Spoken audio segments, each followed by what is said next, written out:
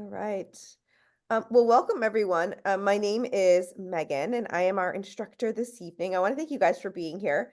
We have a handful of folks on the live. I'm so great to see you ladies, as always. I'm going to go ahead and pin my screen so you can see my screen nice and big.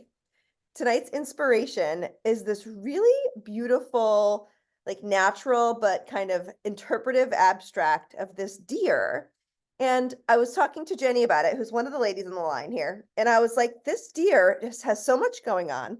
The deer not only has, a set of antlers, but the deer also represents a tree, and the body is kind of like a tree trunk structure. And there's a lot of different things going on. So I'm really excited to kind of break this painting down with everyone. But one of the coolest things I think about tonight's painting is I want you to interpret it and to kind of take it as far as detail oriented or as simple as you wish to go. At a high level, there is like a beige background. So I'm going to paint my whole canvas with a beige background to get started. Any light background color you choose is fine. If you want it to be like a cream, or even if you want it to be like a light blue, you could do a light blue background. If you want like a blue deer, right? I'll do like a bluish gray deer, just like the color here, because I love this color. So you can kind of choose what light colors you may want to use for the background. And then once the background is painted, we'll sketch our deer silhouette down. And the deer is going to be pretty big. So that's just a little bit of kind of our approach for tonight. So one of the supplies you'll need is a pencil if you don't have one of those handy. I went to the store, you buy a box of the mechanical pencils or a box of pencils. They're nice just to have around. I use them quite often in lots of different types of crafts. Or even to sketch ideas, right? They're so handy to have a good pencil handy or close by. I'm painting on 11 by 14 canvas paper tonight, and I am using a papers palette. This is another thing that you can buy in a pad form to put your paint on, and then you can kind of just throw it away when you're done, which is kind of neat. So it's a palette pad, and it's just single sheet. So if anybody hasn't heard of that, you can look up palette sheets. They're kind of neat. Okay. In addition to something to mix colors on, whether it's a palette sheet or a plate, you will need a small paper towel for any messes. I have a cup of water for rinsing my brushes. And then I have just an array of brushes. I kind of have a bigger style brush to do the background coverage. And then I have a few smaller detailed brushes for some of the antler like detail and some of the birds and flowers and things. Okay. So if you have any questions throughout the class, if you're watching this, if you're on this live, ladies who are on the line, just feel free to unmute, ask questions along the way. We like to keep things super casual here. And then if anyone is watching this recording, you're welcome to email me with any questions. You're welcome to reply in the comments in YouTube. Anything like that works for you, okay? So we'll go ahead and get started by mixing a beige color. I'm going to take a little bit of white, and I'll mix this right over here with you so you can see. There's a little bit of white. And to make beige, it's basically kind of making an orange. So I'm not gonna use a lot of red in this class, but I'm just gonna do a dot of red to give me an orange tone. And that's not very big at all. Like that's my thumbnail right there. And then yellow. So I'll do my yellow kind of over here and down. And this is like a lemon yellow. So the colors that I'm just using my basic primary colors tonight. And I always get my brush a little bit wet. Now we want the background to be nice and light. So I'm not going to touch my white yet, but I'm just going to take a little scoop of my yellow and just take a little tiny corner of my red and just start to give my yellow just a little bit of an orange tinge to it. So it's a little bit of an experimentation. It's kind of like a light orange. And this is what we're going to use to kind of tint our white to have a little bit of a beige color. So then you can just start to bring in a little bit of this orangey color. And you might want to bring in more yellow. You can play with this. And find a color that you like here. Make sure you mix enough of it. You can see I brought very little like that color pigment into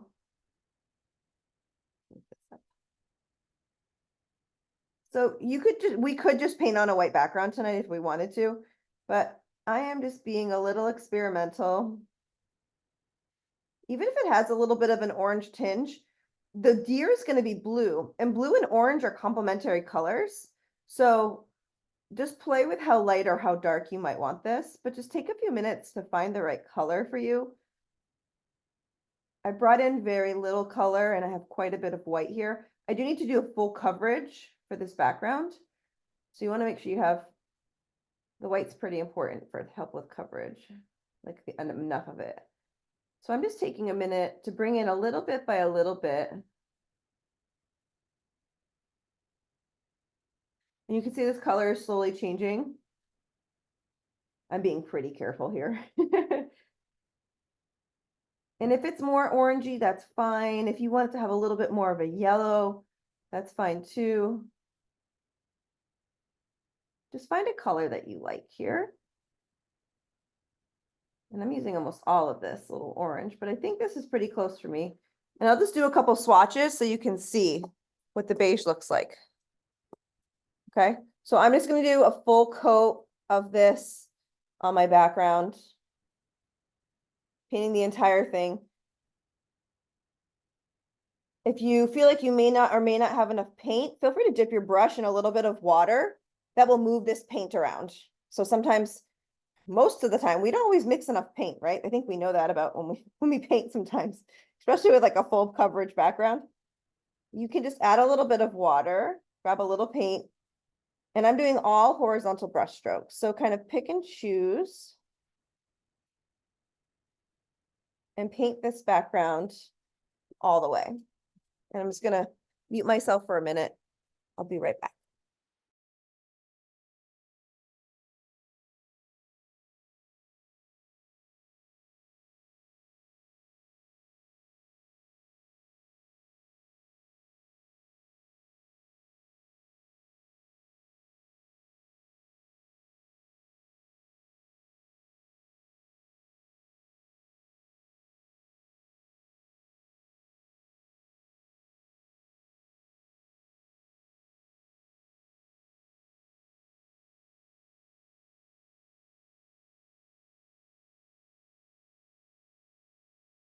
All right, so we're just doing some full brush strokes.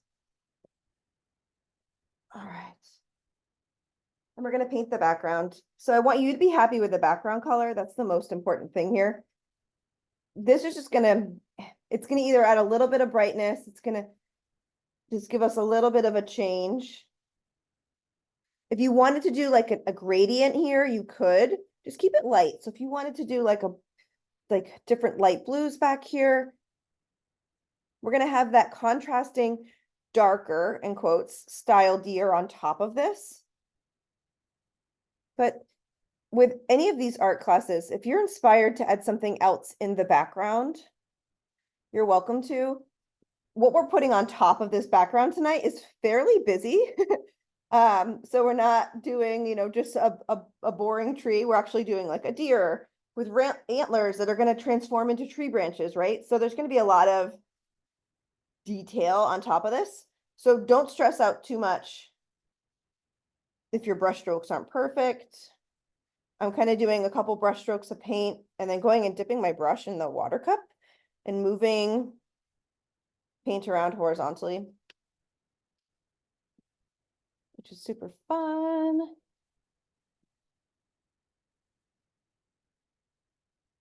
In mine, it looks like kind of a yellowish beige in person, which is nice. It's not too yellowy. It's kind of just right. Everyone's going to have a little bit of a different shade, which is fine.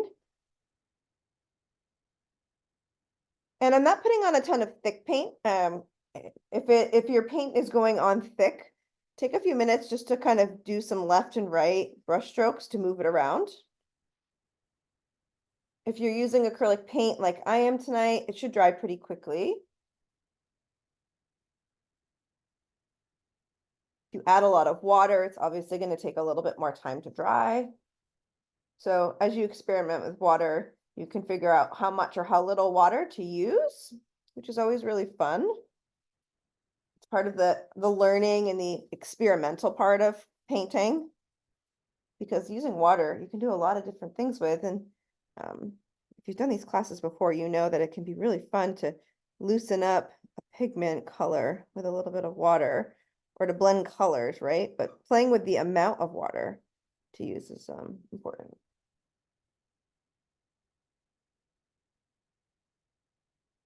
So I'm just working my way all the way down to the bottom. We're gonna do full coverage.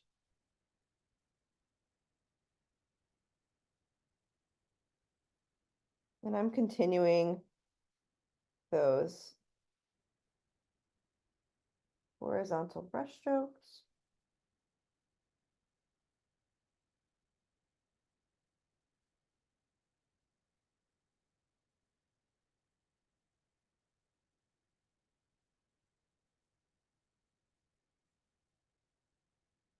Go.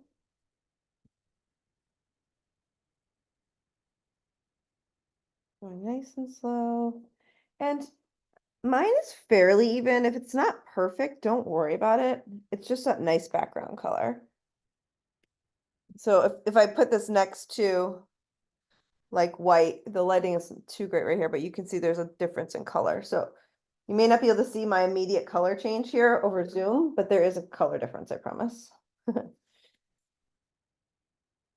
So I'll give everybody a couple minutes to finish painting the background. For the ladies on the call, you know everybody paints at different speeds. So I think I just want to iterate for anyone that's watching the recording today. Some of us paint backgrounds quickly because we've gotten speedy with our coverage. And some of us, we all may be using different size brushes, right, too. So take as much time as you need to paint, whether it's large scale areas or smaller scale areas. It's the same exercise when we go into the drawing component of tonight's class. Take your time with your drawing. If you're not done before the time I am done, just pause the video if you're watching the recording and just restart the video and kind of move forward or go backwards where you need to. That's the benefit of the recordings. And in the live classes, we always check in with one another just to kind of verify how much more time folks might need, etc. So always take your time. There's no rush.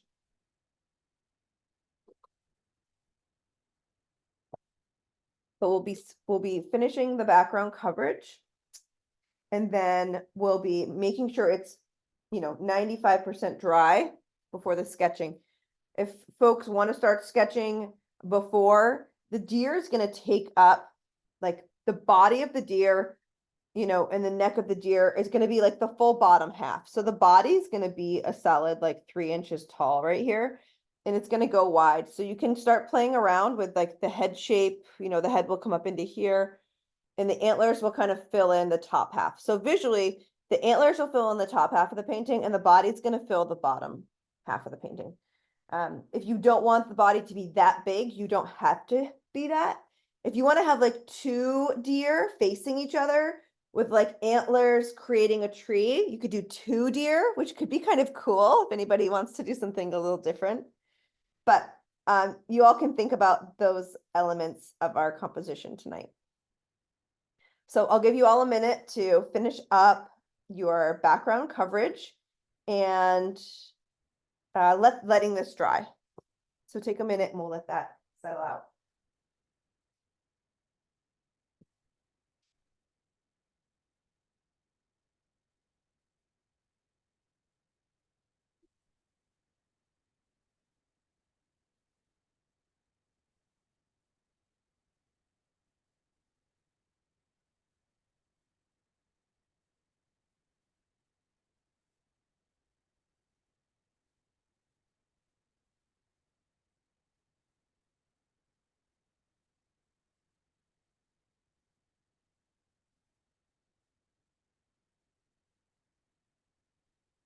All right.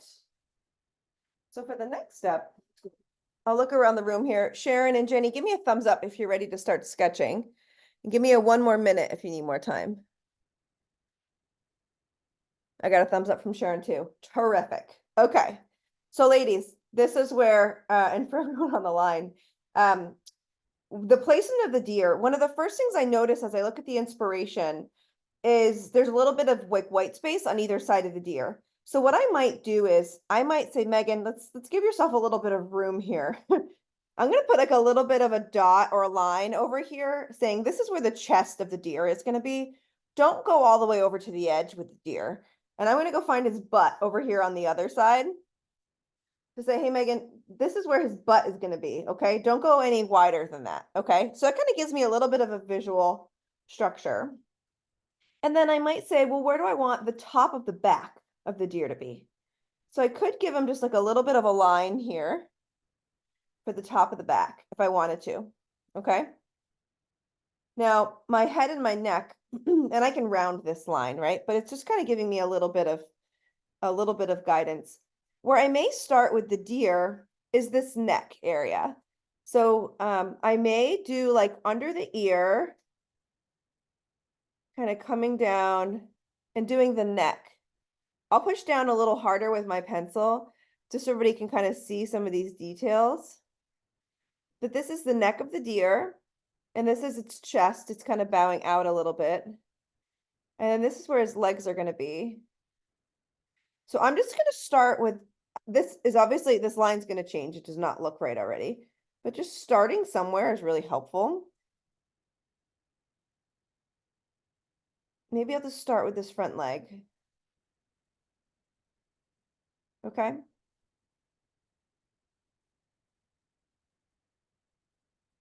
Maybe I find his leg. And the tops of the legs are a little more muscular, so than the bottom.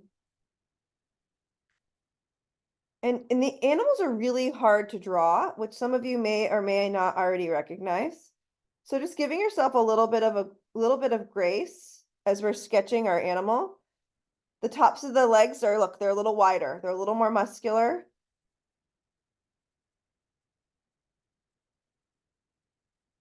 So this is all starting somewhere, right? You can see I have the chest coming out.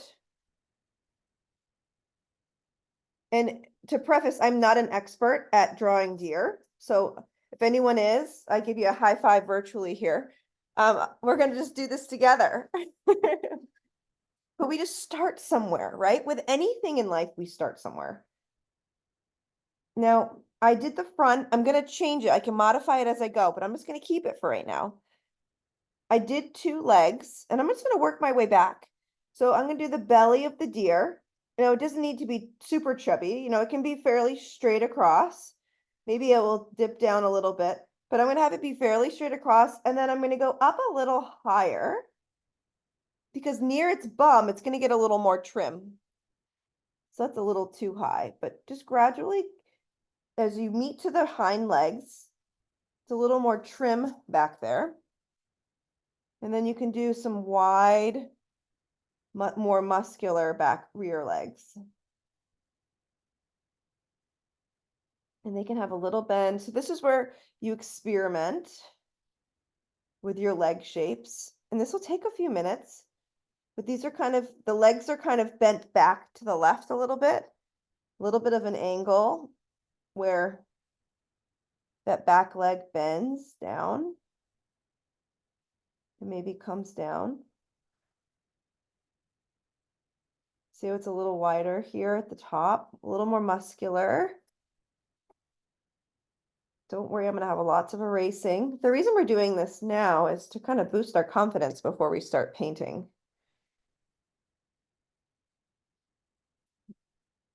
And these are muscular legs, so they can be a little straight in areas if you want it to be. And then I'm going to keep this line here fairly down.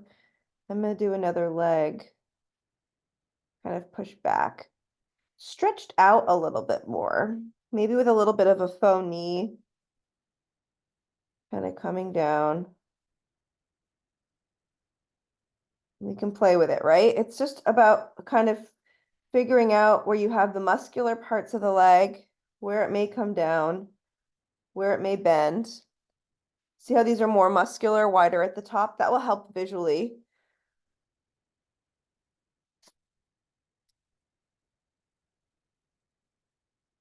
But look at the angles of the legs. The legs are not coming straight down like pencils. They're kind of, the back two are kind of angled to the left a little bit. And then they get a little more narrow down towards the feet. Now, in the inspiration, the feet aren't visible, but if you want to give like the deer, you know, some hooves, like you can give the deer feet if you wanted to. So you're going to look at how long the legs are too, right? That's going to be a part of it.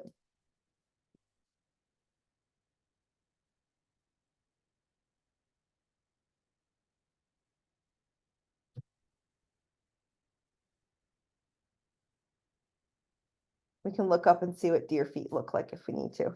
But you can see deer are it's gonna have this big masculine body. The upper legs of the deer are a little wider, right? The back hind legs are a little wider, and then they kind of get a little bit more narrow. So not too bad for the first time drawing a deer in a while. And then you can kind of play with the back of the deer.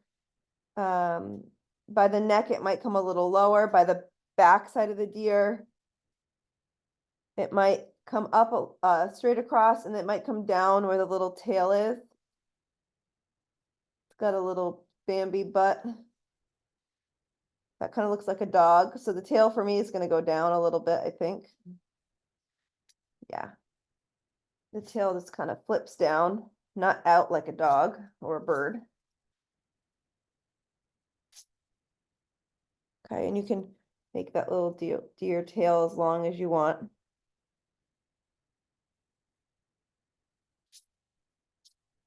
I came out a little wider than my line over here, but that's okay. At least I put it in there as a guide, right?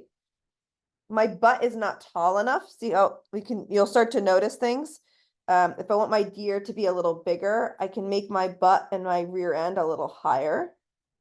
Looks like I have a little, and it helps kind of define, you know, the size of your deer. Do I want a Bambi deer? Do I want a more mature deer? So the size of the deer's body, and for me, I noticed it in the rear. I can even make this a little higher, right? To make it look a little more mature. So you can play with some of these elements. So sometimes in our classes, we do drawings like this. Sometimes we don't. It's just for tonight's class that we are just doing a little bit of more technical drawing up front to, you know, help our goal here in the long term. So I'm going to find my deer's neck is going to be, it's going to be narrow, and then it's going to kind of come wide. And then the head is going to be looking to the left. So this is where you can be, it's going to take a little bit of practice, but there's a deer's ear in here somewhere. The ear is kind of rounded. And then you can kind of find where the snout may be. So for me, I'm just going to get the ears and the top of the head in. And then I'm going to figure out where my snout might be. And I'm using a fairly soft, and then my face is going to point over here.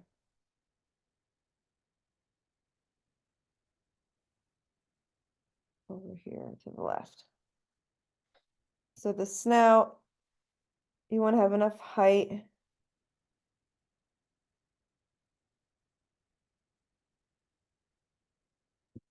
You can have a pointy nose.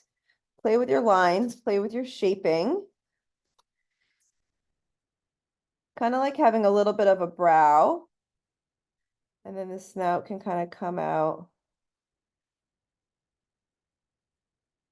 And you can play with how your lines are structured on the underside. So you can play here. My ears may need to be a little longer. You can play with the shapes of your ears for them to look like, you know, playful deer ears, right? They're kind of going out sideways. Some of them can kind of point up a little bit, like a curious deer, like it's listening to us, right? We know the shapes of animals really can help interpret the personalities, which is always really fun. And I'm just gonna bring down and give this deer some feet. Not really sure how to draw deer's hooves, but we'll roll with that one for right now.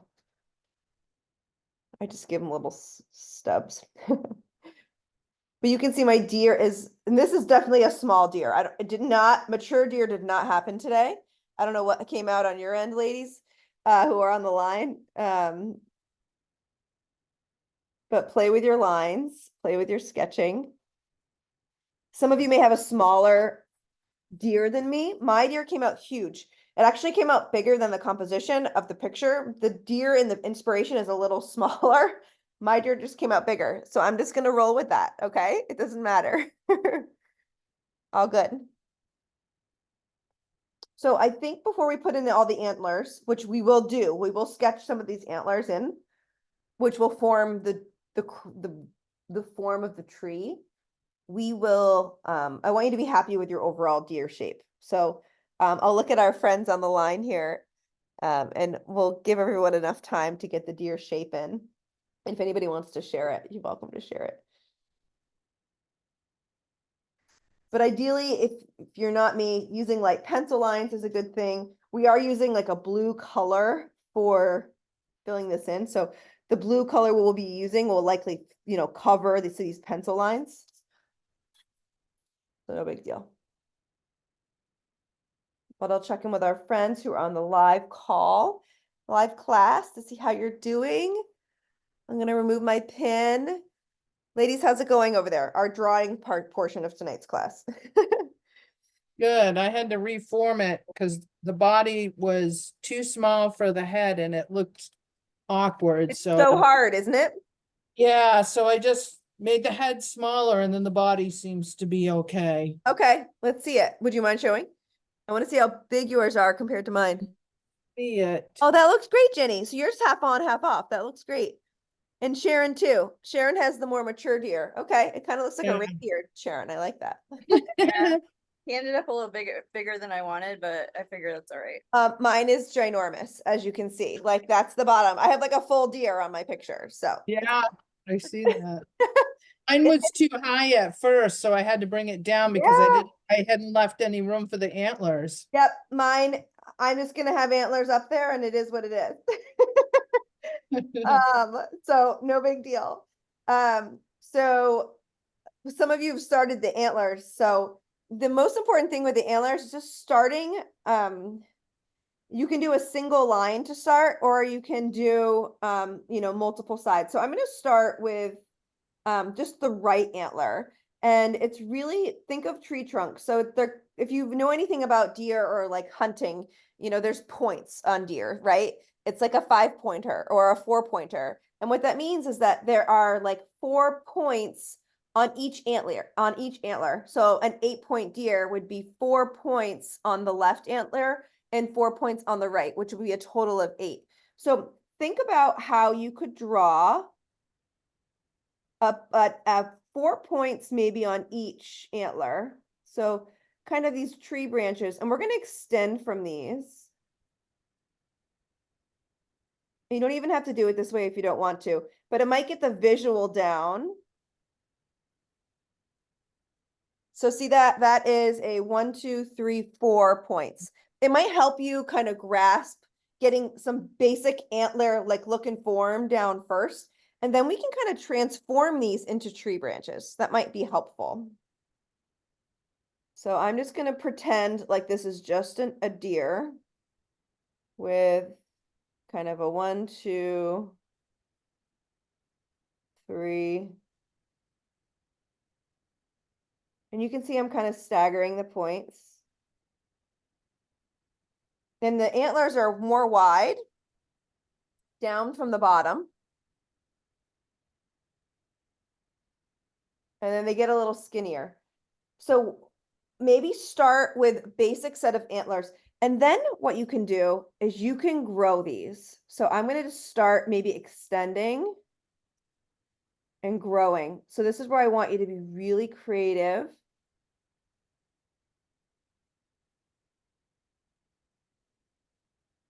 And extending some of these antlers into different branches.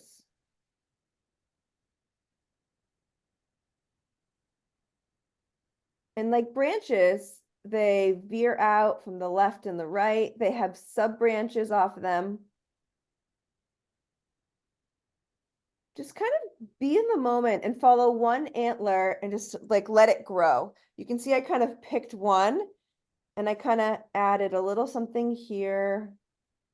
I kind of veered it off into a Y. Now, if you prefer to paint this, that's fine. But by doing it this way, it just kind of boosts our confidence a little bit.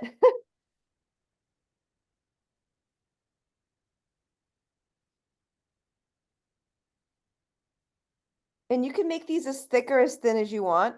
We'll use brush strokes, and you don't have to do like a ton of these, but we're going to add quite a few. And you can kind of you can start turning some of these into small branches too, if you wanted to. So I am just being in the moment. It's like a little bit of a doodling situation because we're just really starting to branch off one antler to another. And you don't have to fill the entire space.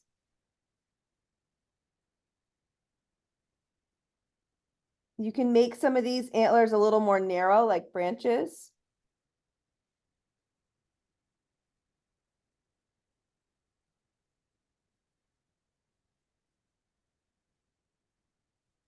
But leave some white space in between.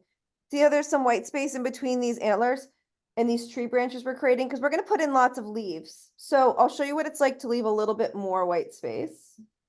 So consider transforming these antlers that you started with into little branches. And with branches on a tree, they get skinnier as you go out.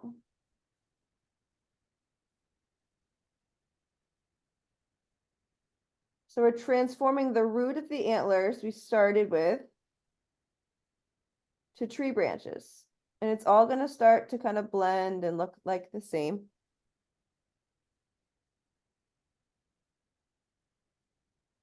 And you can think less antler-like, right? Some of those points and horns into long, skinny branches.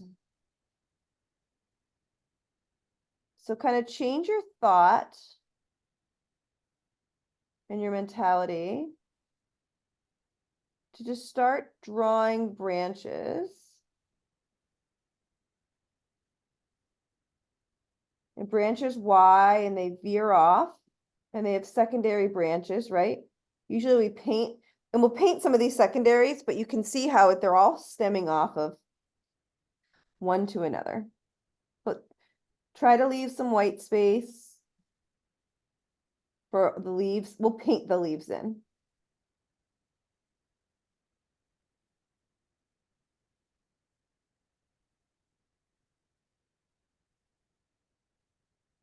And then we'll add two other like primary branches kind of coming out from the deer's head. So your branches, see mine kind of like coming down and out to the left a little bit. I'm going to create another random branch kind of coming out from this deer's ear.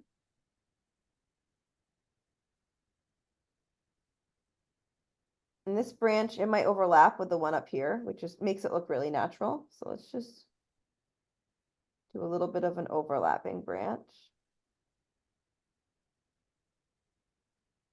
And then this branch, it might Y down a little bit.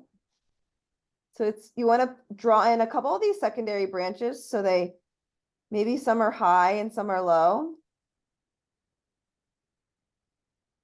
But I have white space, and within this white space, this intentional white space, we're gonna paint leaves in.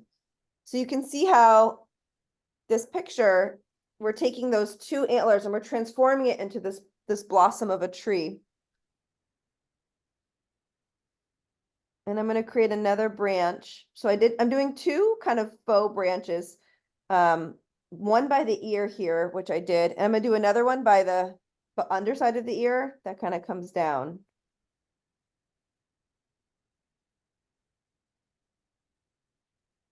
And I'm kind of creating one single stick and then I'm branching it off, kind of spearheading it into two.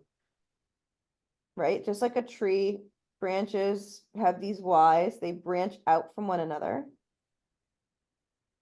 I'm gonna do a little faux branch right here. And then you can figure out where you might want to add a singular branch, maybe on the top or on the bottom.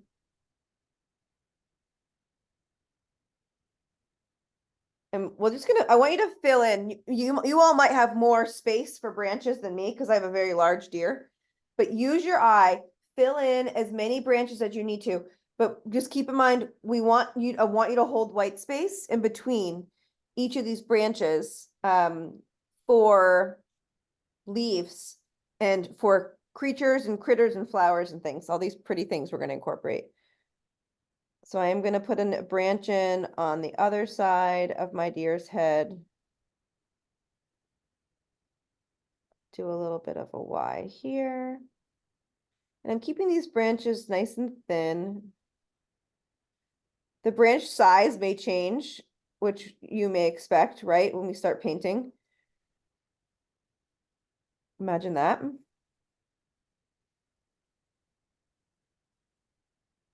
But this is really fun and really beautiful. We've never done anything like this before. I hope that you both are enjoying this so far. I think it's really fun. It might be stressful. I would say if you feel like you have a lot of straight sticks anywhere, I feel like some people who maybe do this and may not be used to painting trees or drawing trees, just having a little bit of like a fluid hand to kind of create some, not straight like sticks, but have your branches have a natural flow, or have a natural movement. You'll notice where you might want to put in like a little bit of a secondary.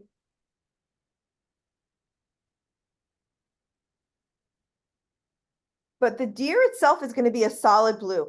We're not going to do any crazy detail for our deer today, which is really kind of neat. Like on the deer itself.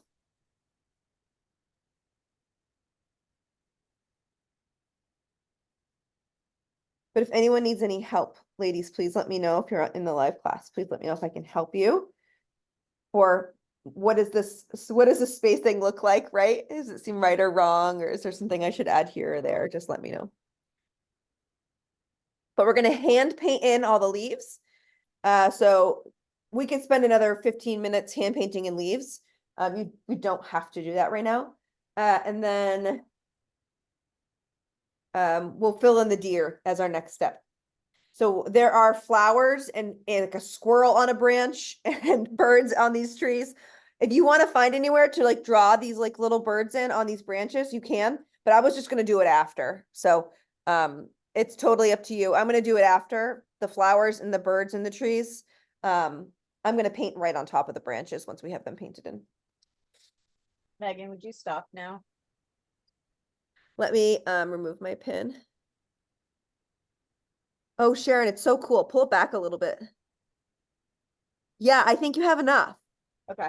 Yeah. Nice. So cool. Mine is like very full, like from a stick perspective. I was just kind of going for it, but you can see I was really intentional to leave some of the white space for the leaves, right? Because we want the dark leaves to be up against that cream background. And down here, I can decide, like this is all like pretty, not a ton going on down here. That's okay, because I can always bring my leaves and have them dribble down, down here a little bit and have them come down by the butt, So I didn't want to bring my sticks too far down, but yeah, Sharon, I think you're right where you need to be. So this is the fun part, ladies. We get to mix the blue color for the deer. I'm super excited to fill this in. I think this is going to be incredibly therapeutic.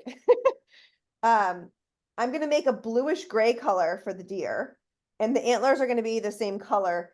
There is a little bit of like a lighter blue for like the top part of some of the antlers, which is kind of interesting, but we'll focus on the main deer body first.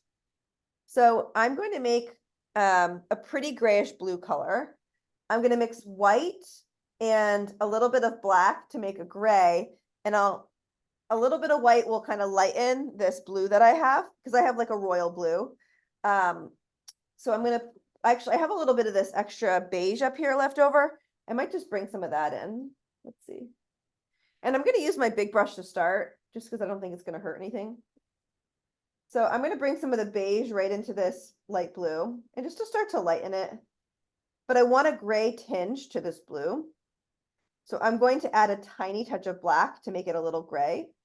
But this is where, like, Jenny, you love purple. Girl, if you want to do like a light purplish grayish deer, that could be quite pretty. Or True, green. with the background, yeah. Anybody could do a green deer, like a nice grayish green deer. That would look amazing, right? As well. So I am going to find a nice blue color. I'm making it a little bit lighter.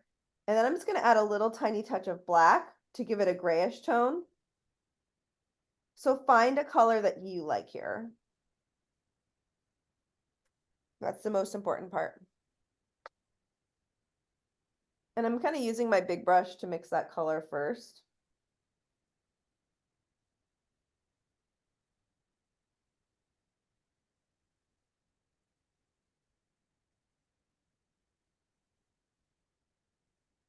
And I'm just going to grab a little bit of black, not a lot.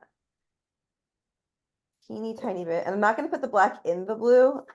I'm going to put a little bit of black on the plate next to it.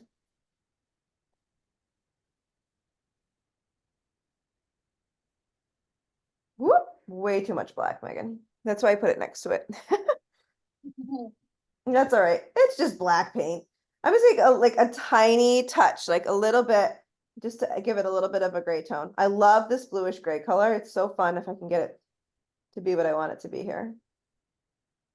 So take a few minutes.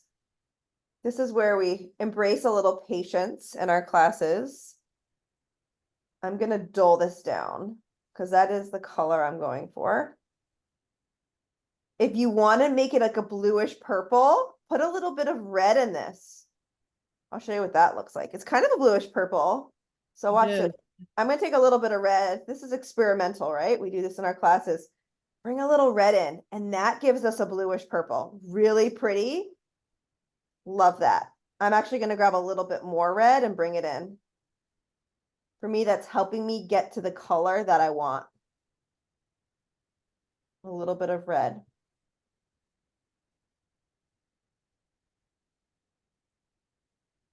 And imagine if we actually like the colors we're using when we paint, we're just that much more satisfied with our artwork at the end. Imagine that. So I have a nice color here. The red was very important for me. And then I'm just going to start painting in my deer. Since I have this in a big brush, I'm going to do all the big areas first. And then I will intently switch to a smaller brush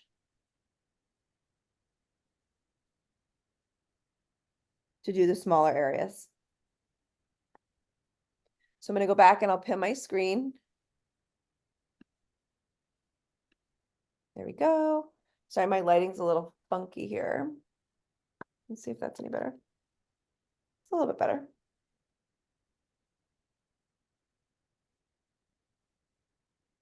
And I'm just doing nice smooth brush strokes. We're kind of filling in between the lines.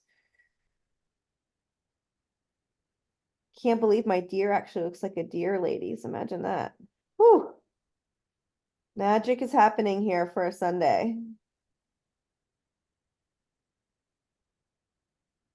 And you can play with how you use your brushes. So the more you paint, the more you get to know how to manipulate your brushes, how much paint to put on your brushes, how to turn your brushes as you paint. So if I turn my brush on the side, I can use it to fill in a few smaller areas, like my deer's tail and stuff like that.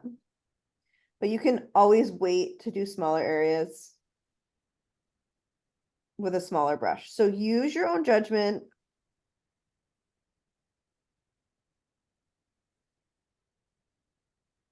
Want you to be happy with the blue that you're using for the deer. Again, if you don't want to use blue, any other color contrast will work just fine.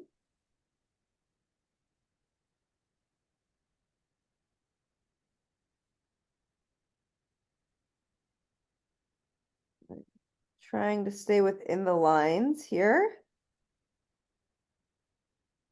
We will do some fun grass-like texture on the bottom of this deer, which Jenny and I were discussing before the class tonight, but we'll do that after we paint the deer in.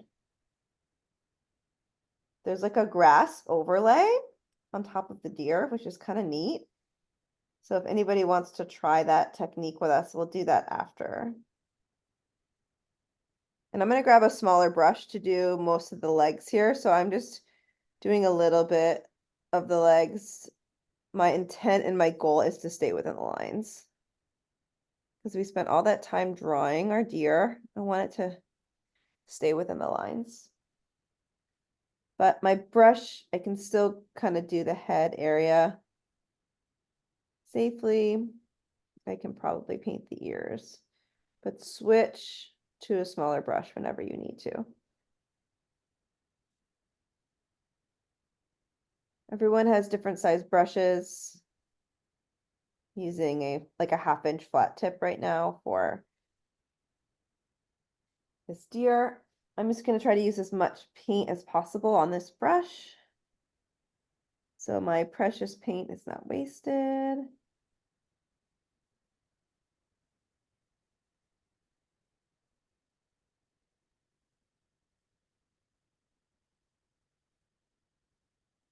And then I'm just going to clean off my brush. I'm going to switch to a smaller brush.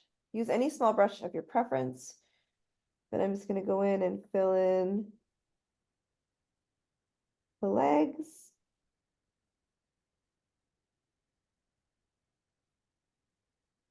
And this is where you can just start to relax. You can start to appreciate all of the work that we did for our drawing up front. Sometimes for these classes, we'll draw up front, sometimes we will not. It depends on what we're painting and how technical it is. You know, where it would give us a little bit more structure from a composition or from like an element perspective. Like this was important today, so we could, because deer can be hard to draw or paint, you know, and the positioning, which is something that Jenny brought up and Sharon as well with regards to how high the deer is, how big the deer is, do I have enough room for the antlers, etc. I'm not sure how to paint these deer feet. You can just add little hooves, I guess. That's why I didn't do the hooves. I just did like a little hoof down. I don't even know, Jenny. I'm just rolling with it here. I'm like, yeah, no hooves on this deer. Yeah, or just imagine what those little deer feet look like. You know, there's like two little lines. I don't know. Yep, mine went off the page for exactly that reason. Oh, you two are so smart. We did, we chickened out. Yep. I wasn't even paying attention, ladies. I was just trying to focus on my deer body. That's all right. Makes it a good example here for folks watching the video. All right. So I'm using a small brush to just fill in my legs nice and evenly.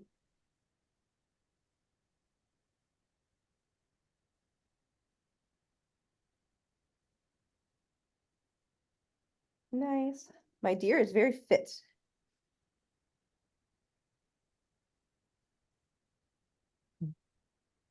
All right. Maybe it's a mother deer. She's just been chasing after her child all day. I don't know. Let's see here. And then I'm just going to come down. And everyone paints, sometimes folks paint with they're painting flat on a table. Sometimes folks like painting on an easel. I'm painting flat on a table today. I paint both flat on a table and on an easel. It depends on where I am, what I'm doing, if I'm painting by myself, if I'm painting in a class. It really just find a space and a position that works for you. And you may paint different ways at different times, so that's okay too. Maybe there's certain components that you may want it flat down versus painting it more on an angle. So just know that, identify what works best for you. All good. If you have any extra pencil lines, don't worry too much about those. But we're gonna, as you're painting your deer in, we're gonna paint all these antlers. And what I want you to focus on is I'm doing my head next. And my ears. The antlers on the top kind of half of the painting do get a little lighter in color, kind of like a gradient. So I am going to incorporate that. So if you want to try that with me, the antlers kind of like on the top quarter, maybe up here, and I'll bring this down a little bit so you can see it. The antlers kind of up here. I'm gonna do all the other antlers below first, filling them in. And then I'm gonna mix a lighter shade. And I may even put the leaves on before we do the lighter shade, because the lighter shade is gonna be for the leaves up there too. So if you want to be conscious of our color placement, follow along with me on where I'm filling in from an antler perspective. We're going to do all these antlers first. You can use your brush, use a small brush to kind of paint in some of these branches, right? You're going to kind of get a feel for that. Just like a tree.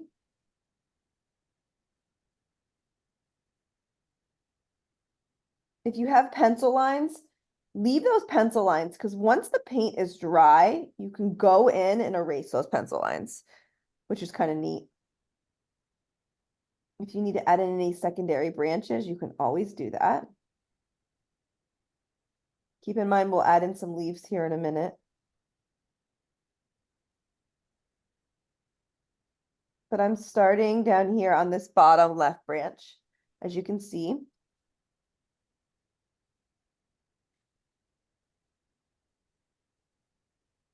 And I'm going to have some fun, and I'm going to do some floating leaves. Now I'm going to do I'm doing small leaves.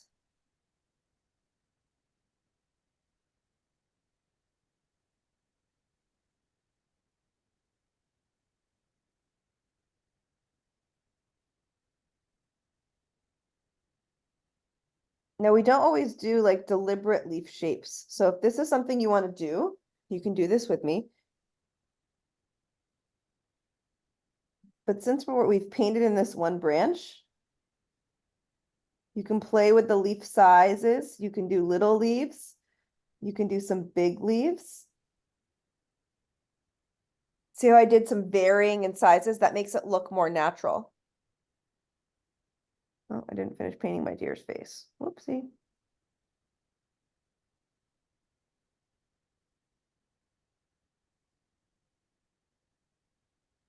And if you're going to put a bird in, maybe think about where you want to put a bird in. You can always put a bird in on top of a leaf if you need to, so no big deal. But think about doing big and small leaves to make it look natural. And you can do some skinny sticks.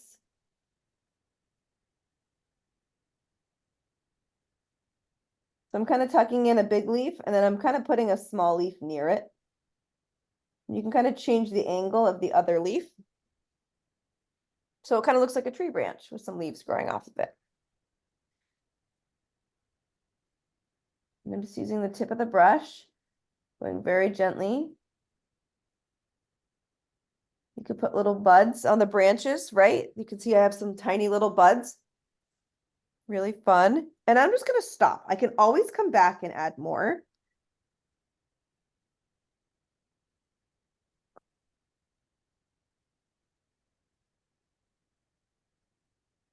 I think Susan's going to like this recording, Jenny.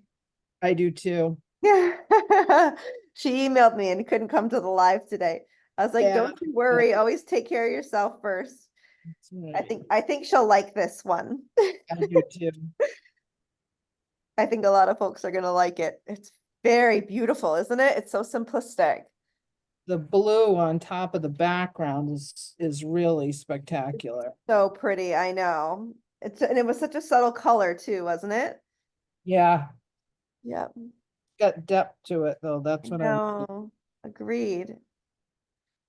So I'm just doing a little leaf, and I'm just doing kind of like a little bud nearby, and you can alternate from one side to the other on your branches of adding those buds and adding those leaves. So consider alternating from the left side to the branch to the right side of the branch when you're adding in this flower bud-like detail.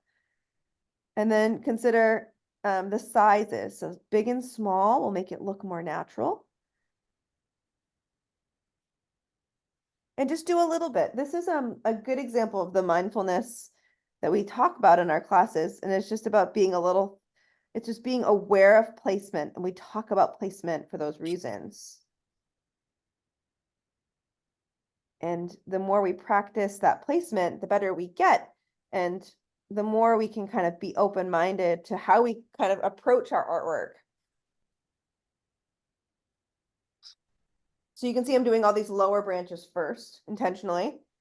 We're doing good there. And again, everybody kind of works at their own speeds, so take your time. But I love this one so much. Maybe this is like one of my favorite color blues too. I don't know. But I do agree that the nice, soft, creamy background with this very country-like. Mm. I feel like this is something you could easily hang in your home, just as a nice conversation piece, you know? Could always do it again if you have another idea, you know? Kind of evolve it.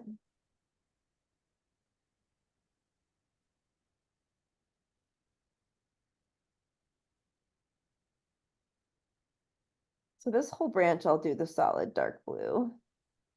This is the one kind of coming out laterally or horizontally from the ear.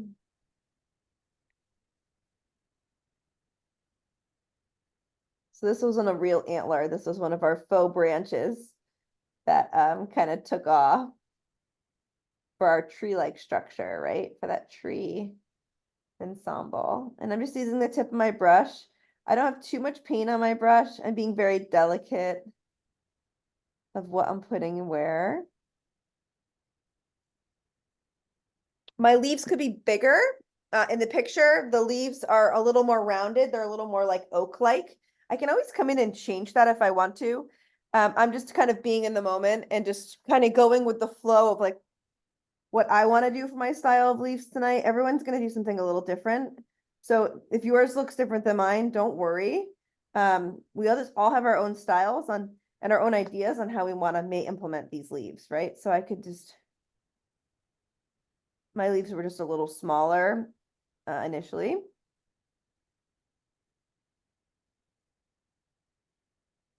But I can always make them bigger.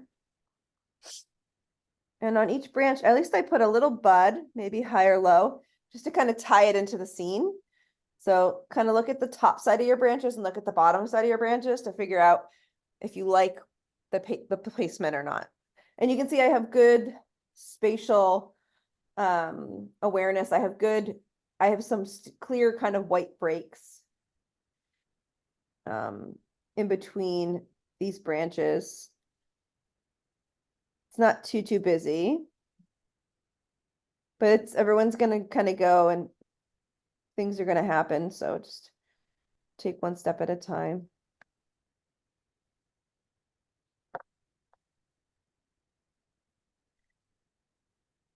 So I kind of did all these antlers on this kind of like below the deer's head.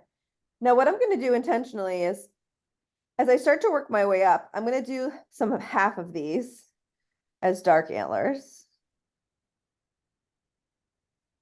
Like the bottom ones, like the bottom sides of these will be dark. And I'll do like halfway up and then I'm going to stop painting them. You'll see. So maybe I'll transition there and maybe I'll transition here. And I'll make the tips and the ends of these a little lighter, which will be kind of interesting. It's just adding another element to the picture.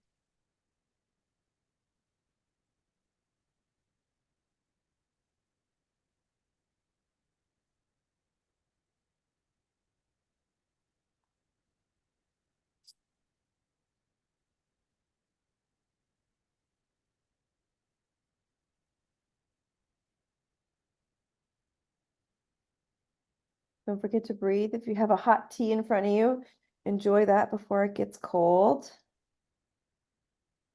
Stay hydrated, all those important things. I'm gonna do these branches first, and then I'll come in and I'll add in my leaves after.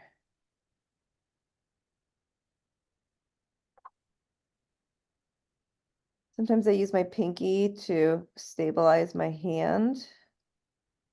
Again, I'm not going up all the way. I'm kind of I'm gonna create a little transition with a lighter color. And if you have pencil marks, don't worry. Again, we can let those, let the paint dry. And you can erase those after at the very end. So if your branches were a little too thick or thin or this or that, those pencil marks sort of help guide us, right? Start us somewhere.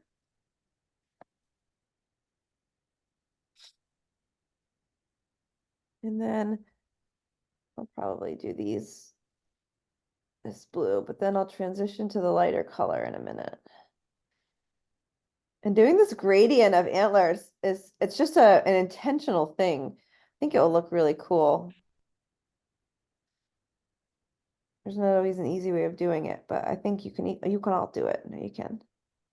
Just follow along. So you can see the half of the antlers over here are not painted.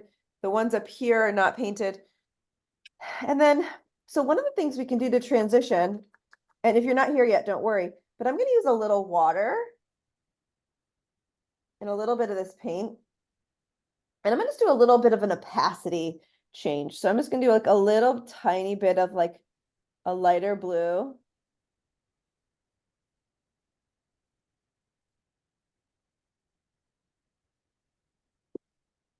To kind of transition up, and you can see it created a little lighter blue. You could use that lighter blue to fill in those branches. Like if you like that color and it's working for you, use it. Like for me, I could totally use it without even adding a little bit of a lighter color, like a whiter kind of pigment tone. So I could add a little bit of white to this, or my cream color right here. And I'll bring my palette up so you can see it. See that lighter color I just created right there?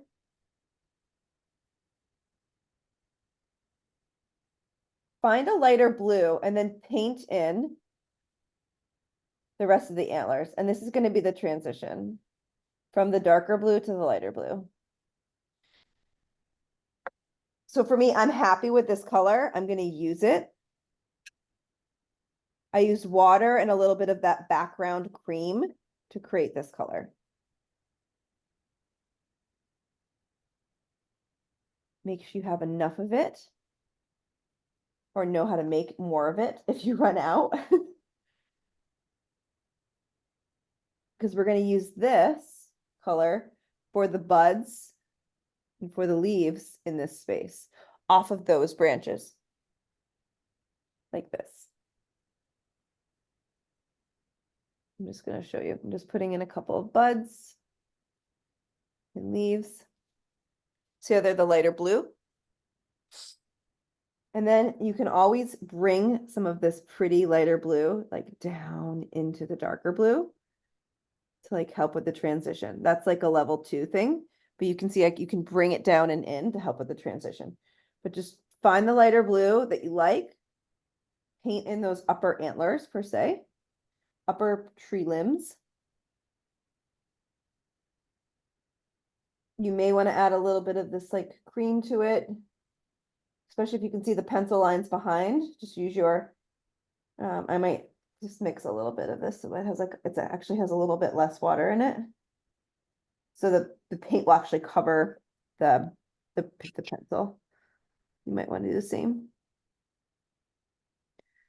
And you're going to slowly transition from the dark area to the lighter tips of these antlers or tree branches.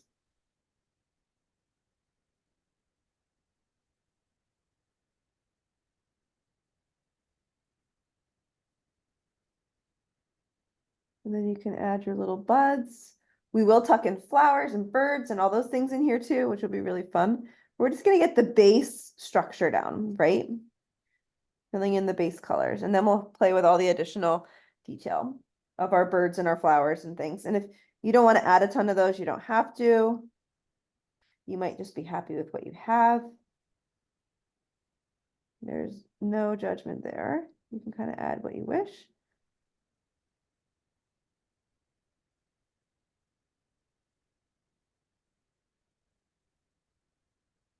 Take a little bit of the lighter blue and kind of bring it down and in. It's kind of fun to see what the two blues are, how they work together, how they can help with the transition.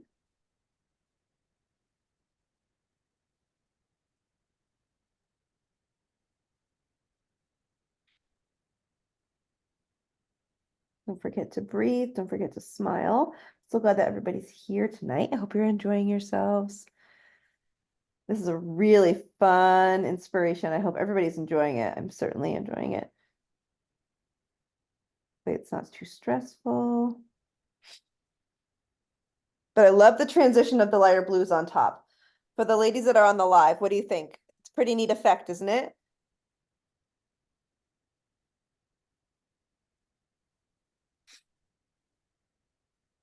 Love it.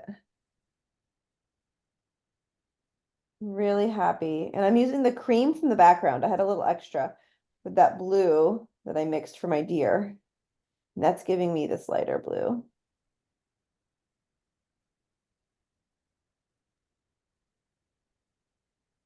And again, I have some pesky pencil lines here and there. I'm not too worried about those right now because I can easily come in and erase those.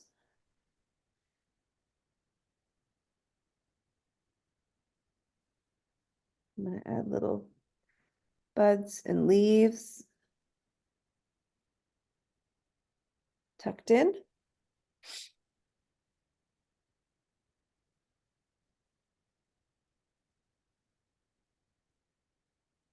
Just take your time. Lean back in your chair, kind of reflect on where you're at.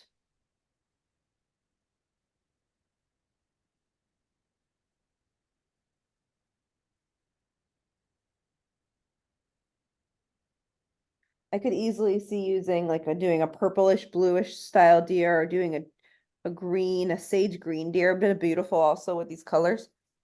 Hmm.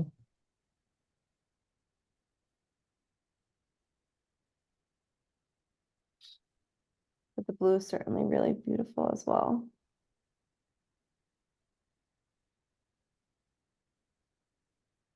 And just following down. The two-tone color for the antlers is always optional. So if it's not working for you, or if you need to kind of change the tone of the secondary color, feel free to do that. But I am just going to gently tuck in some little petals, little buds along the way. I'm doing the light blue buds and light blue leaves on the light blue antlers, and then I'm using the blue color for the blue antlers. The full blue for awareness. But there's a lot of antlers going on. I have a lot of detail here. So I'm literally just taking my time filling in each of these antlers entirely with color, and then I'll go back in and figure out where I want to add in leaves. And we're gonna do flowers and creatures in here as well. Those they can overlap right in. So it's not going to disrupt what we have.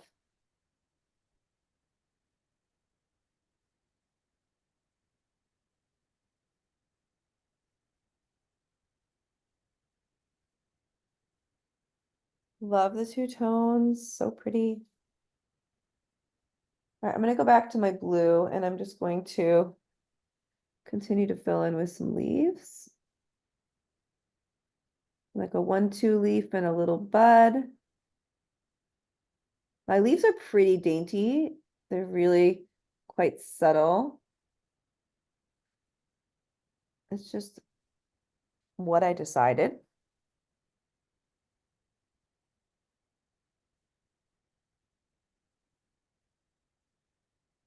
And your leaves can be skinny, they could be long, they could be wide.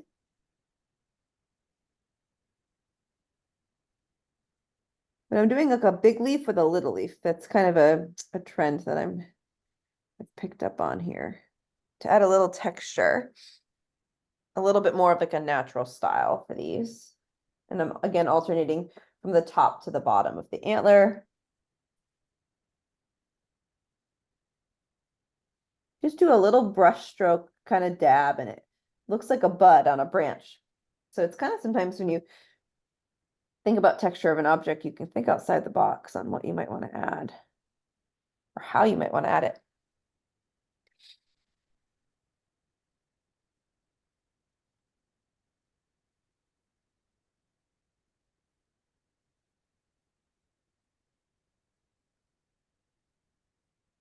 Doesn't have to be a full shape. It could just be a little accent detail, right?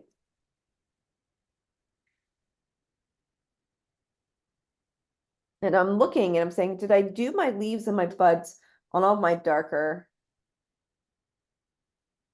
branches? And I think I did. I can always add more if I want to. But how fun is this? Love this painting so much. Hope you all love yours too. And I'm gonna go and I'm gonna clean my brush off and I'm gonna use the lighter blue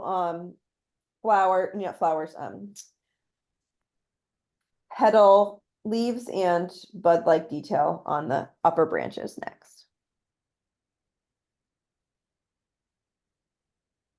So I'm continuing the same style and same approach, but I'm changing the color to match these lighter branches.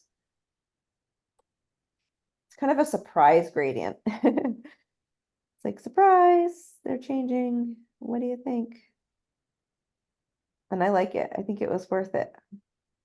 It was pretty easy too, to kind of just be mindful of kind of transitioning the color on the branches itself or on the deer itself. And you want the ends of your branches to be nice and long and skinny. So if anybody has any like thick ends to your branches, this is another thing that you kind of learn with practice.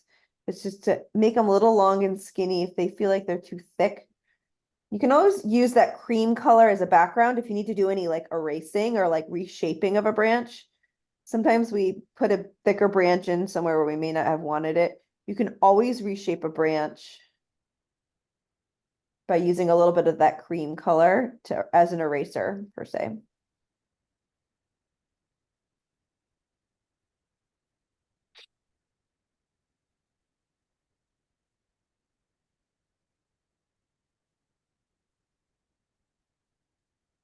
Then you'll figure out visually how much or how little you want to add here. We will add a bird in. I might add a little squirrel. God help me. I don't know if I can paint a squirrel, ladies. There's a bird on the deer's back. There's birds in the trees. There's probably 3 to 5 creatures. And then there's white flowers that are tucked in, which are going to be really pretty to add in, which will really stand out from a brightness perspective, but we'll do that after. Maybe we'll have a consensus of what we want to add first, our critters or our white flowers. Open to ideas there.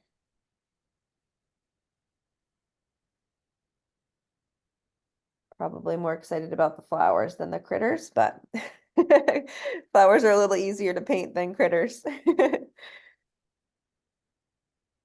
That's why I was thinking maybe the critter first. Yeah, agreed. I think we'll do that, Jenny. And then you could be like, Then you could put a flower over the squirrel if it doesn't look so right? yeah, there you go. So funny. I don't know. I think a cute little brown squirrel will look cute somewhere. We can do it, Megan. We I can do know. it. It's confidence, right, Jenny? We teach Yes. that in these classes. And guess what? We have pencils. We can always draw them first if we want to. It's true. And those are choices, right? Like some people may be really talented at drawing or sketching animals, and some may just like, shudder in their, the comfort of their own home of like, how am I going to draw a bird, right? So that's why we're here to guide and coach in different ways. on how to do something without living in fear, right? There's always a way of doing it. So what are the ways? What are our options? And I love exploring those with everyone in these classes. And the order of doing things, like we talked about, is another thing, what should we do first and why? Um, and there's never a right answer, but it's fun to talk through it because it may make us feel better, right? It may give us comfort in one way or another, or flexibility based on what we want to do and why. So it's kind of fun to talk through that.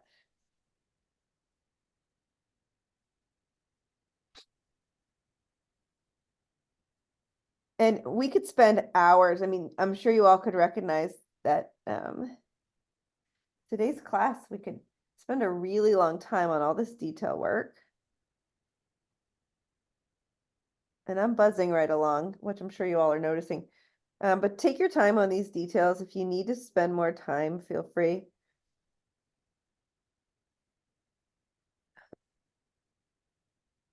But I really truly love how we've transformed our first set of antlers into this tree, right? It's pretty incredible how it's just happened so naturally.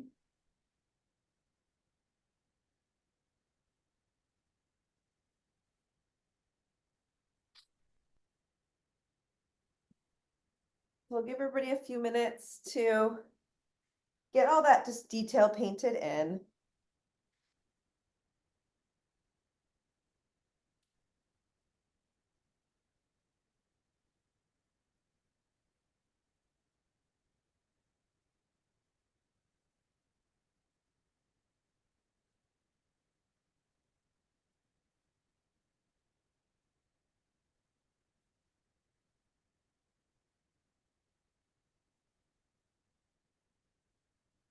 I just tested my sourdough, ladies. It came out okay. Woohoo! Mm, They're not like the fanciest looking baguettes, but Mhm. they taste okay. Crunchy and soft on the inside, right? There you go. We're on our way. Yep. Matters.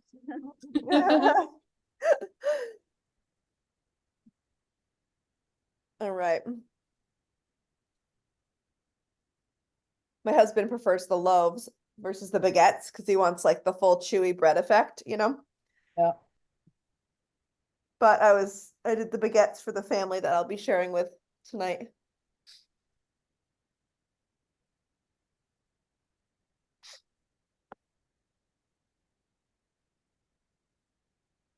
And what we'll do is once folks are done this first round of detail, we'll do a little show and tell so we can see how different everyone's is. And then we will jump to our critters and our flowers.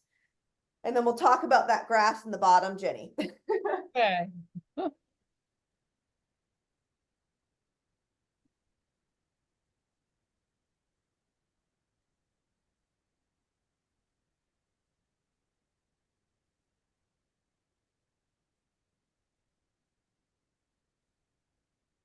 So I'm gonna remove my pin. I'll bring my camera up a little higher for a minute.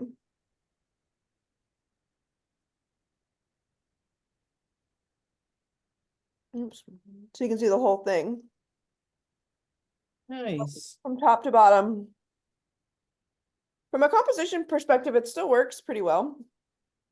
It's a little top heavy, but it's still very pretty, I think, elegant looking. Your hooves look good. I kept them dainty. Yeah, that's the trick, I think, with a deer. It is, it's quite, their feet are quite small compared to the Yeah. rest of their bodies. Yeah, the hoof part especially is tiny. Mm-hmm.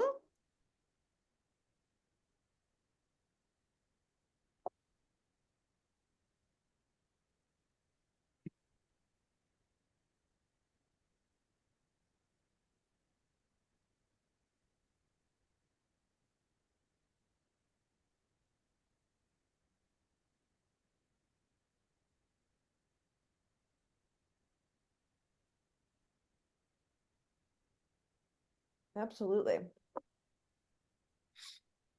How's it going over there, Sharon? We'll check in with you first. Oh, so pretty. Nice. Nice job. It looks gorgeous, Sharon. You have some you. good spots for animals. Yeah, I was trying to leave a little open space. Mm-hmm. Love it.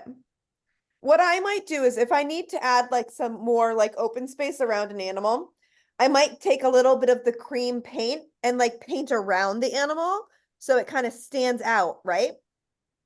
So like I if ran it's out up of against cream. blue, I can paint like a little bit of like a glow around that animal so it stands out. Like we could always do that if we need to, you know? I ran out of that cream. Yeah, I did. Mine is like pretty much out, but we can always make more if we need to, which is a little tricky, you know? But we Yeah, I get was gonna say I'm never gonna duplicate that color. no, it's so hard. It's so hard. So My blue is the same way. I don't know. I'm glad I made a ton of it because I know. I So the thought first I thing, made a ton of the beige, but I ran out. So yeah. So I'm gonna make a little bit of a brown. I'm gonna do a squirrel. Ladies, God help me. Brown is red, yellow, and blue mixed together.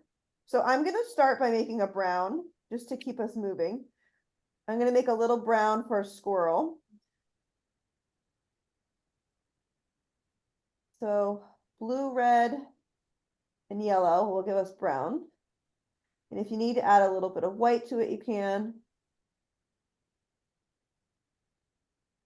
blue, red, and yellow. Blue, red, sorry, yeah, blue, red, and yellow, yes.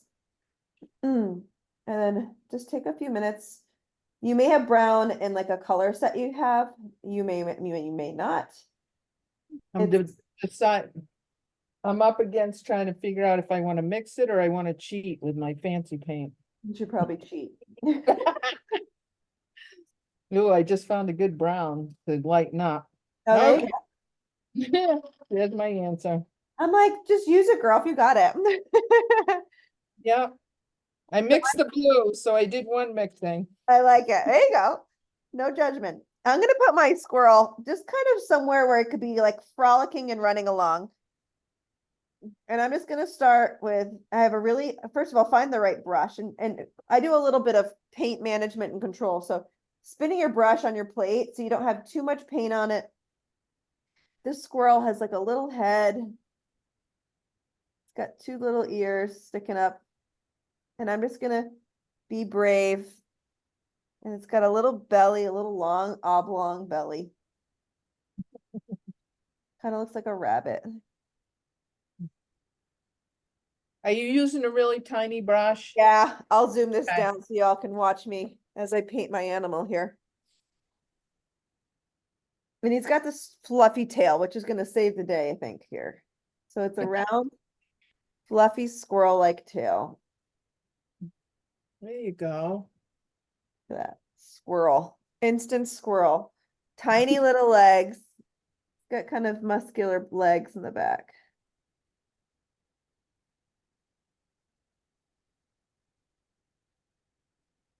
And this squirrel's probably gonna need 2 coats of paint, which is fine.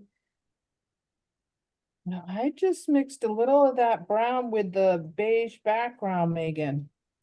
Oh, there you go. I like the color. I think it's gonna be Oh, okay. that's nice. So I'm gonna come in and I'll fix my tail's a little too bushy here. So I'm gonna use cream. I have a little bit left, Sharon. God help me. Let's see if I can get it. To fix this body here. He's a little got too much fluff going on here. Let's see if I can fix him.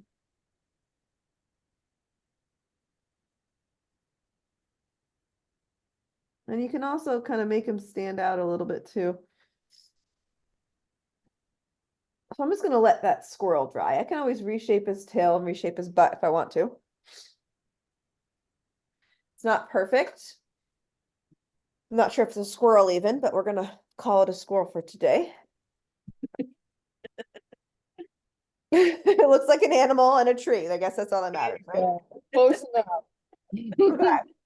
And then other elements you can consider adding in are there are birds. They're orange birds. So blue and orange are complementary colors. So you could do like a light orange. You could do a an orangey orange, you can decide. I'm gonna make like a light creamsicle orange. And again, find a small brush that works for you. Teeny, teeny, teeny brushes are perfect for these details.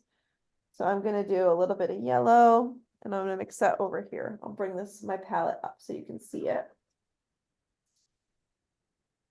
So I have- Oh, my squirrel there. what is your squirrel running? Is it eating? I don't even know what it looks like. Look at this. Can you see it? Oh, you Yeah, it looks like, yeah, it's just got a very It's just, potent face. I don't know. I don't like it. Here's where I- mine ended up. Let me see. Oh, yeah. I Good, think Sharon. Nice. yeah, I think I made the nose too long. I think that's what the problem is. Oh my gosh, maybe there's just nuts in his mouth. I don't know. God. We're being brave today, right? I know, I you just have to know. laugh. Oh my gosh. So funny. All right, I'm gonna make this a little bit bigger. I forgot to repin my screen. Let me repin here. Oh yeah, what's your color? What color orange did you end up So with? I did an orange here, like a juicy orange, but I'm adding Yeah. white nearby to make it like a creamsicle orange. Red and yellow, right? Red and yellow, more yellow than red. Okay. So I'm bringing yellow and a little red, and then I'm finding orange that you like, and then I'm adding white to it to make it a creamsicle color.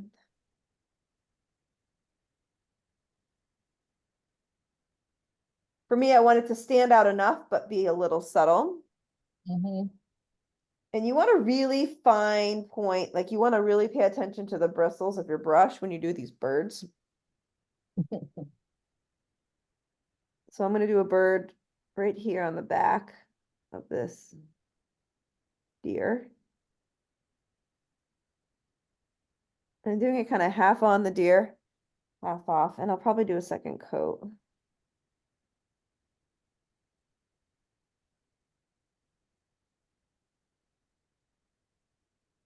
Ooh. Got a pumpkin orange going on. I gotta Lighten it. melt. Yeah. It's too bright. Yep. So you could add a little more yellow to it. You could also just go for adding white. You can kind of play with that a little bit. Yeah, that's what I did.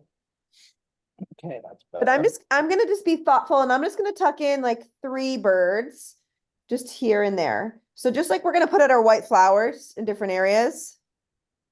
Your birds they can be heads up, they can have their tails in the air.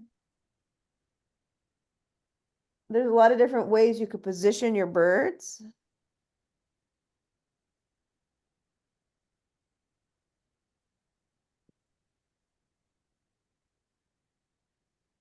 The birds, when you overlap with the blue, will need a little bit of a second coat. So if you see blue through your orange, don't worry. You just let it dry and go back and do another coat after. So let's see, I'm gonna put another little bird over here. So the birds kind of have these straight backs and these rounded bellies in the front. You can kind of pick where you want their head to be. And they have these tails that have like a 1-2 sweep on the end. So I'm just gonna let those little birds dry.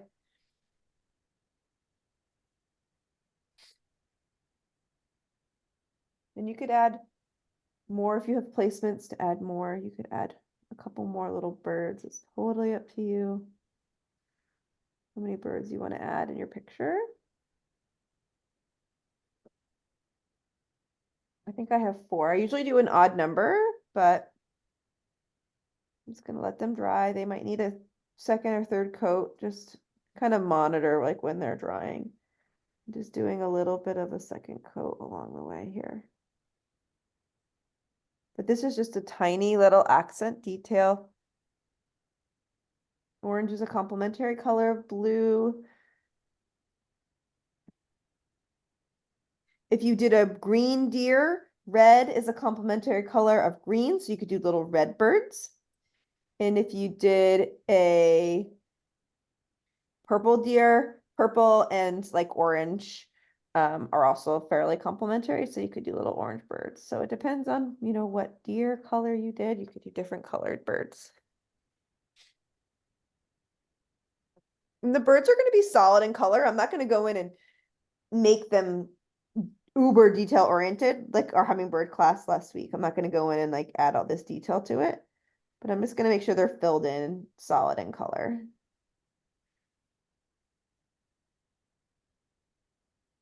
If you wanted to go in and do a lot of crazy detail on these birds, you absolutely can. We're just not going to do it in today's class, but that is your choice. But we're doing great. We're at about an hour and a half. And we'll do the white flowers as one of our final steps. But I love these little birds. It's a great compliment. I'm gonna let them dry.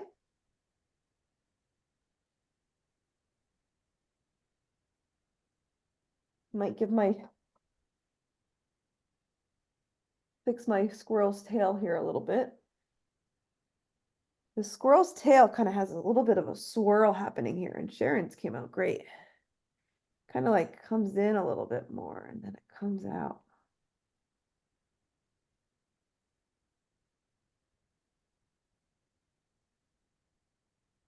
There.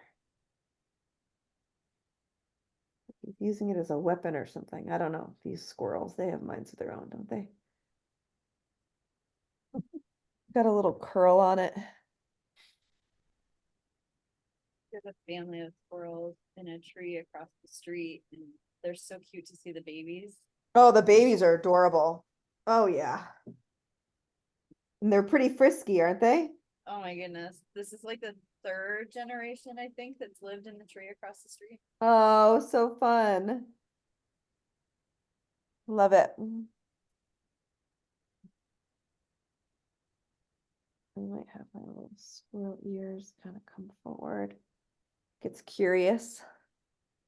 I bent my ears forward, ladies. Now I have a curious squirrel in the tree. Just Oh, I like it. from the flex of the flex of the ears. Yeah, I like it. He's like talking to the deer, right? Like Yeah. no whites nearby.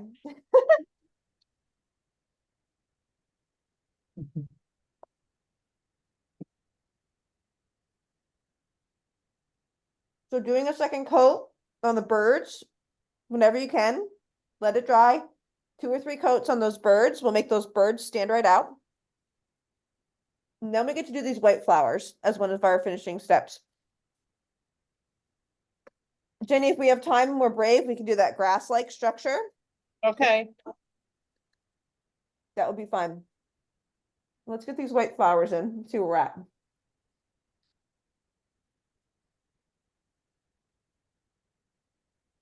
So I'm just finding a small brush of choice. And if I look at these flowers, they have like long they're kind of daisy-like petals, right? And there's at least 8 petals on each of these flowers. So you can pick and choose what flower style to use. I'm using white paint. I kind of like these longer petals, so I'm just going to try to start with that. And I'm just going to pick somewhere and start. So I'm just going to start down here.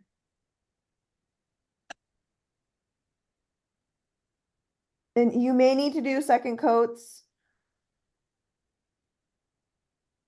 Just start painting, have no fear, just start, find a style of flower that you like.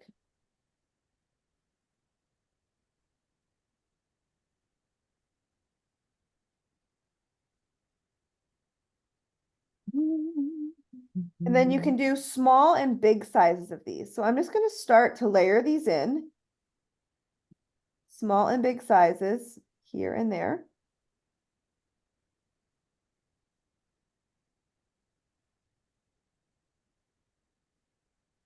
And they may be subtle in some areas. They may stand out like crazy in others. So you can pick and choose where you may want to put these, right?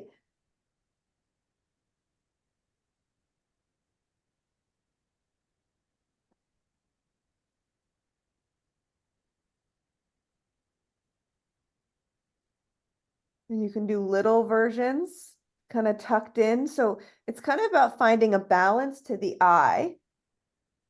And I'm just starting on the left, working my way around.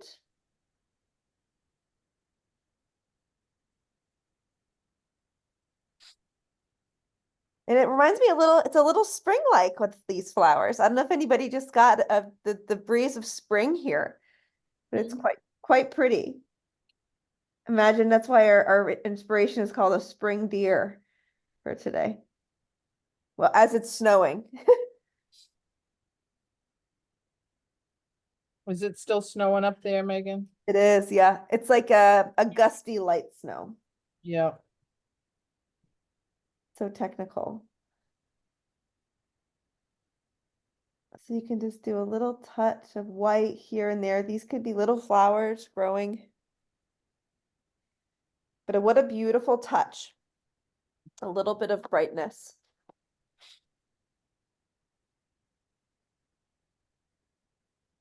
And there's a flower in the deer's ear. Like, how beautiful is this? Let's see if we can do this. It's like a half flower in the deer's ear. Like the deer is wearing a flower. So pretty.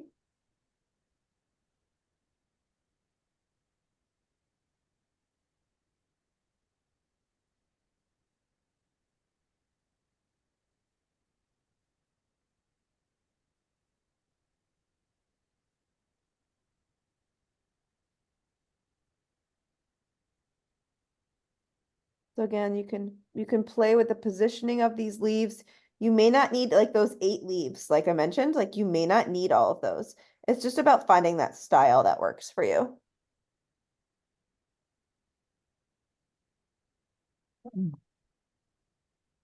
They could be big flowers, they could be small, you can choose. But what a beautiful touch.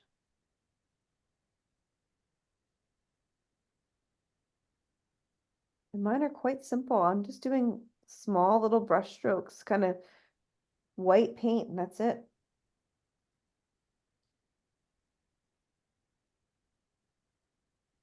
You can tuck in little flowers along the way if you want to. Just making the choice of where to add them that you like visually, right? Those are the choices that we get to make as artists in these classes. Spinning your brush on your plate to have a nice fine point will give you a little bit more control. It may give you a little less goopy of a brush stroke.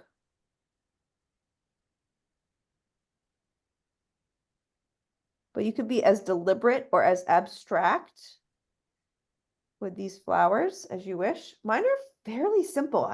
Many of you know, you've gotten to know my style, and they're fairly simple in shape. I'm not looking for perfection here. It's the concept of, oh, that is a flower. It is a white flower on a branch. It's a little more impressionistic, but these actually have flower petals on them. They're not just total smudges today. Which I've done. I've totally done a smudge and told you all it's a flower and you all think I'm crazy, but it's fine, right? We have to paint in different styles sometimes. Well, and when you step back from it too, It does. It looks Yeah. like it, doesn't it? yeah, I've had to learn to go with a little bit more abstract than I'm used to. Yeah. It's just it's kind of recognizing like what that approach is, you know? Yeah, it's You kind of a don't challenge for me. Yeah, it's interesting. It's a part of the growth process, you know, figuring out what you like to do and what you're comfortable with and what you're not, you know? It's also about knowing when to stop too, right? Which is what we're all considering here in the next 3 to 4 minutes of how many flowers do we add and why.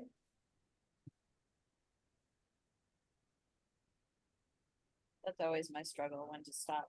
Is it? Yeah. A lot of people, it's very, very common. So I talk about it so folks can make up their own mind, right, Sharon? It's tricky. I do that with research too. I go down these rabbit holes. And Ooh, totally forget what I'm supposed to be writing about, and because I get into the research. that's a really good point. I think the flowers will look better too when they get a second coat on them. Oh, Yes. yours, so are yours Yeah, not yeah. that thick? No, I mean, it is and it isn't for me. I want it whiter so that it pops Yeah, more. Yeah. totally. So It- yeah, maybe we'll go back around. So some of mine are very white. So I'm so glad you mentioned that. And some of mine are not. I think it's maybe just based on how much paint I have on the brush, right? Yeah, So and what maybe I'm painting over too. exactly. So yeah, folks, I encourage you to go back in and give these flowers a second coat, to Jenny's point, so you have nice bright flowers, because you can see that accent, that detail, Jenny, in the inspiration of how Yeah. gold and color, how bright and how firm the color is in the inspiration.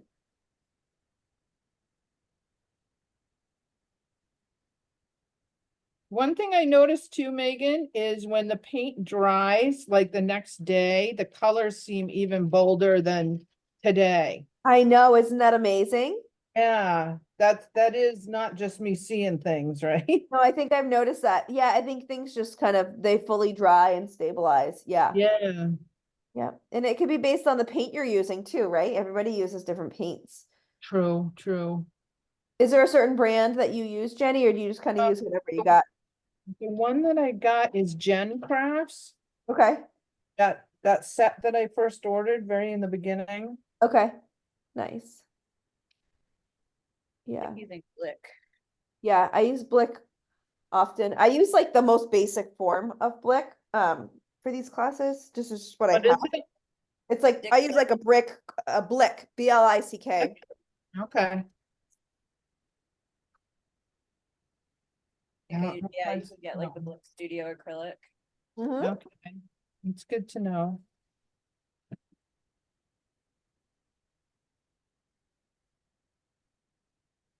I've been taking an AARP colored pencil class. That was a really different experience. Oh, wow. I bet Oh, I've that's never, I've never that's done colored amazing. How did it go? I think I like landscapes better than trying to do animals. Yeah. Yeah, I hear you. My hands really, I have a really hard time with my hands. I've with the burnishing especially. Which I didn't realize was a thing. I guess professional or more higher quality colored pencils have a wax core. So Okay. when you color, you can then go over with like it's like a basic clear wax pencil and it shines and it like blends the color into the paper and Oh, it wow. kills my hands. So I have to be really, really mindful about how long I spend. That's amazing. Yeah. But it's helped me kind of understand color blending a little bit better. Yep, absolutely. That's cool. That's amazing. I know very little about using colored pencils. Yeah, So this I've must be really fascinating.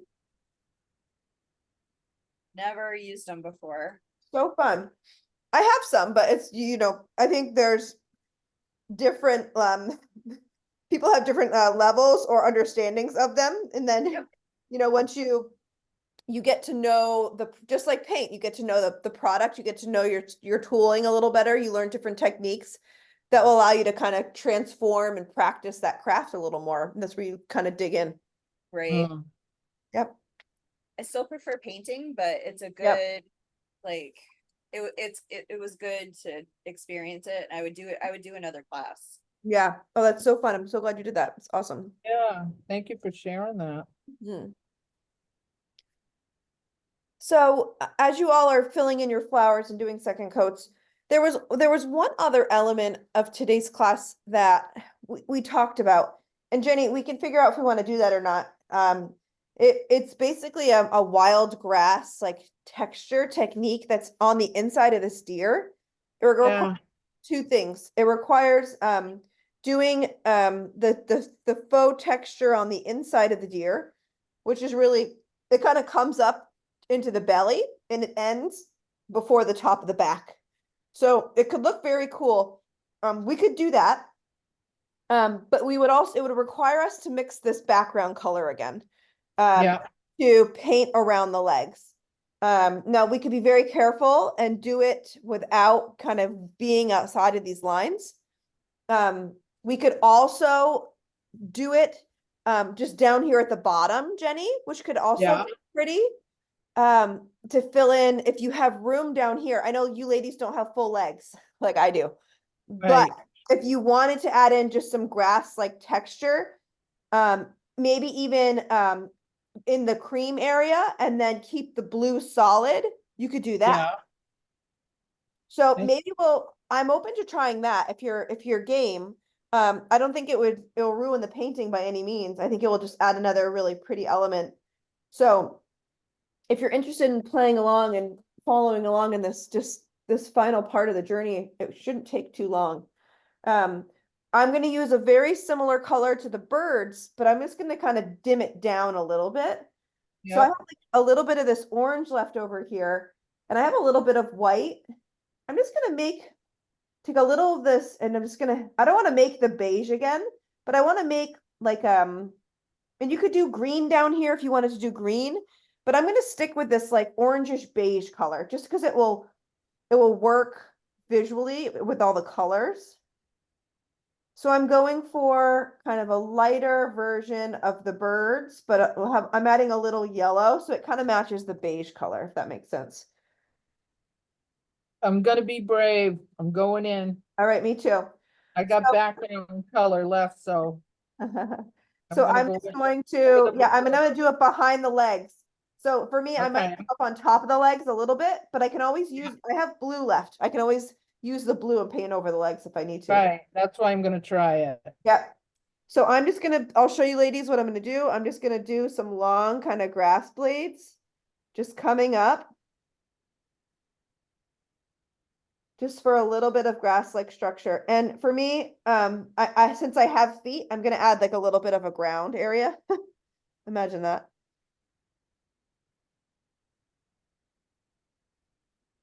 And I'm just gonna add a little bit, some long, and I can use a little water maybe to stretch this color. And I'm using a really thin brush. So the people on the recording can kind of forward through and see if they like it or not after, which is kind of neat. But we all get to be the fun risk takers today. So I'm gonna go right on top of the legs. I'm just gonna kind of have some fun here. I want it to be fairly like filled in with movement. So this is grass blade movement, like the deer is in a field, kind of swishing through. And this is a beautiful accent. It's already kind of coming together. I can already tell I'm gonna like it. I like it, yep. Yep, and it fills in the space. I have a little bit of swagger, very light brush strokes, really light hand anyways. Some high grass blades, I kind of do a little bit of a wiggle with my wrist. Some high, some low, starting at the ground and kind of swishing my way up. So the grass blades are nice and light on my hand. They're nice and soft coming up.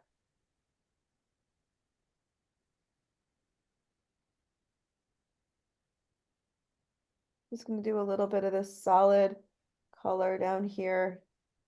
I have a ground.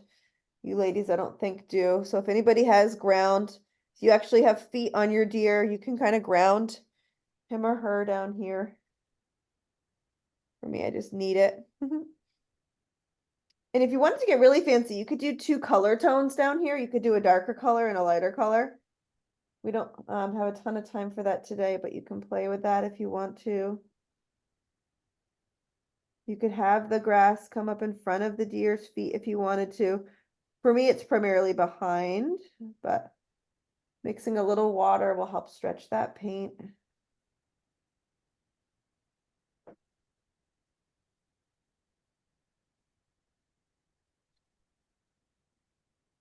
But it's just, for me, it's just a nice, simple addition. I could have easily done a green, that would have looked fine.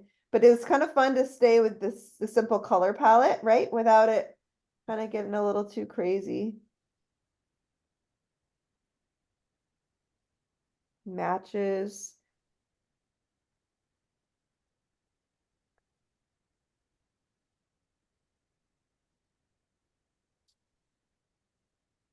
And it really kind of ties everything together.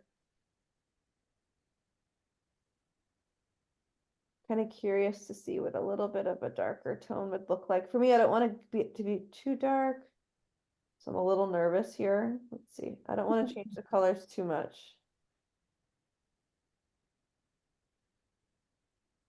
Kind of like where we're at right now, but let's just see what I can do here. I'm just mixing a little more paint. But for everyone following along, whether you're in the live class or on the video watching, I encourage you just to kind of be conscious of like how much you want to add and why, and don't overdo it.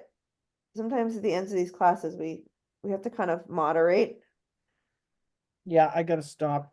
how much detail we're adding, you know? So I like talking about it just to create the awareness because everybody will kind of know in their own form or their own way of like when I'm done, you know? When I start messing up what I like, then I Yeah, know I'm done. totally. That's kind of my There you go. cue. But most importantly, make sure your flowers have that second coat of paint. Make sure your birds have a nice solid coat on them.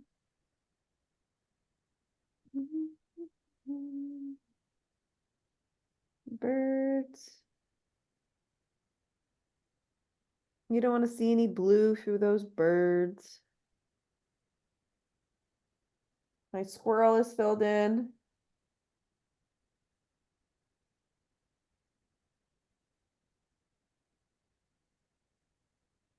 And I'm excited to see everybody's work. I hope that you enjoyed today's class. I thought it was super fun.